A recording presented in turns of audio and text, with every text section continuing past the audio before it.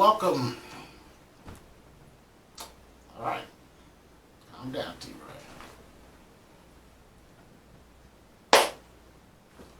Welcome back to the Amazing Nim channel. I am Brother T-Roy, and today we're going to have some comedy by Bill Engvall. And today's subject is pranking my father. This will be the first time I've ever seen, I've probably seen him on television sometime before, probably on a show or something, but I've never seen any of his stand-up, so this is going to be my first time seeing Bill Engvall, so I hope he's funny. Let's get right to it. Now, I'll tell you one my dad told me on them. As they got older, you know, Grandma and Grandpa, they couldn't get out of the house much, so Dad put them on this group called Meals on Wheels, which is a wonderful organization that serves meals to senior citizens and the homebound. Well, as Grandma got older, she started visiting people on other planets we didn't know existed. And one day their Meals on Wheels lunches was late, and my grandmother got so mad, she called 911 to complain. Wouldn't you have loved to have heard that phone conversation? 911, what's your emergency? Well, we're about to damn starve to death. That's what the damn emergency is. Ma'am, is there anybody dead there? There's going to be 2 dead people if we don't get some sandwiches real quick. Well, my father told me this story. Well, y'all, I'm a comedian. You cannot hand me a loaded gun like that and not think it's not going to go off at some point. Well, my grandparents passed away about 15 years ago. Well, one morning, a couple of years back, I got up and I called my house. Well, remember, that's one little small town in Texas. And my mom answered the phone. And she goes, hello? And I said, Mrs. Engvall? She said, yes. I said, this is Sergeant Johnson with the Georgetown Police Department. She said, oh my God, is everything all right? I said, oh yes, ma'am, I'm sorry. Everything is fine.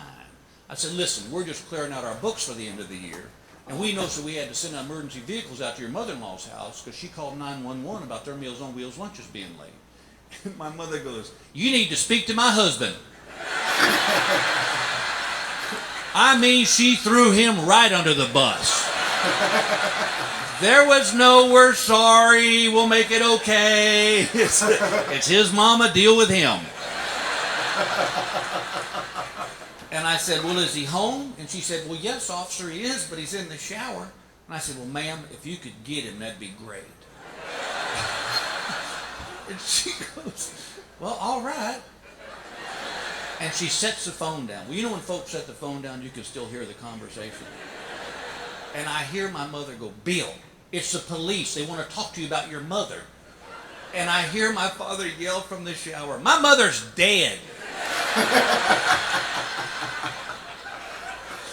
And my sweet little mother, who never raised her voice, went, I know that, get on the phone. Well, now I'm about to wet my pants because I have a visual of my father dripping wet, holding a towel, going, wow, the damn police called my house on Saturday morning about my mother's been dead for 15 years. But my friends, he got on that phone and he was nice as pie. He goes, hello? And I'm trying to keep it together. And I said, Mr. Engvall? He said, yes. I said, this is Sergeant Johnson with the Georgetown Police Department. He goes, well, how are you today, officer? I said, well, I'm doing fine. Thank you for asking. He said, what can I do for you today? I said, well, sir, I hate to bother you and your family on this beautiful Saturday. I said, but we're just clearing out our books for the end of the year, and we noticed we had to send emergency vehicles out to your mother's house because she called 911 about their Meals on Wheels lunches being late. And he goes, officer, that woman was crazy. This is Mom he's talking about. And I said, well, sir, that may well be, but that's not our department. I said, listen, we just got the issue of a little bit of a fine, and we'll get out of your hair. He said, well, what's the fine for? And I said, well, sir, we had to send a fire truck and an ambulance out there because we thought something was wrong. He said, oh, yeah, I get that.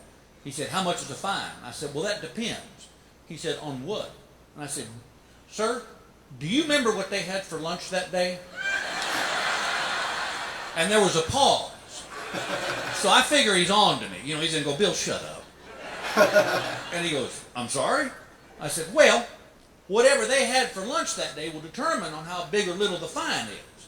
And he said, well, I've never heard of that. And I said, well, it's something new we're trying.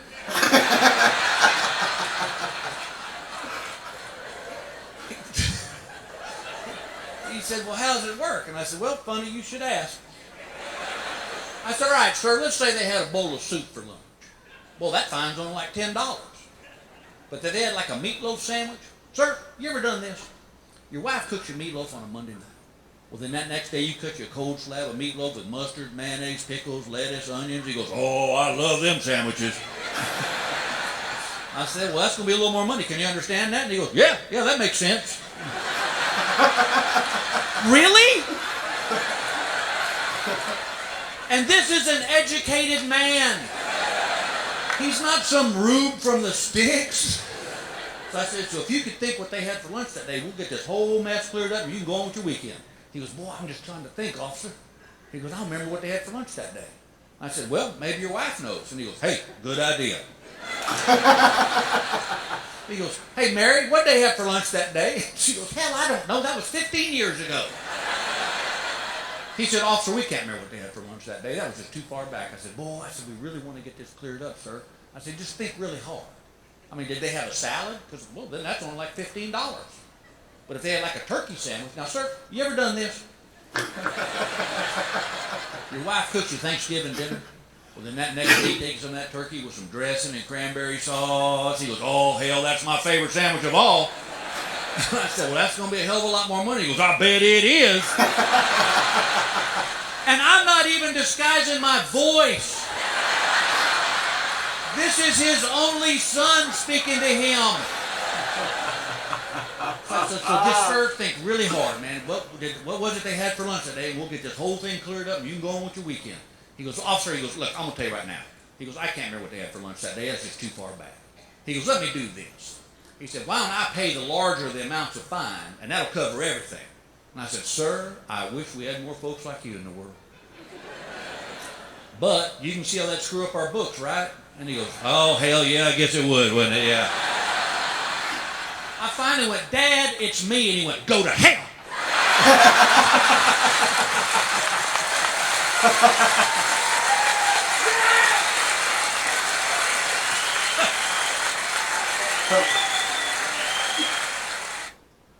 Yeah, it's a trip, because sometimes even familiar voices can throw you off. Unless that person has like a super distinct voice, like a Edith Bunker kind of voice, where you know when you hear that voice, that's that voice, or like a Marge Simpson or something like that. A voice where when you hear it, you know it.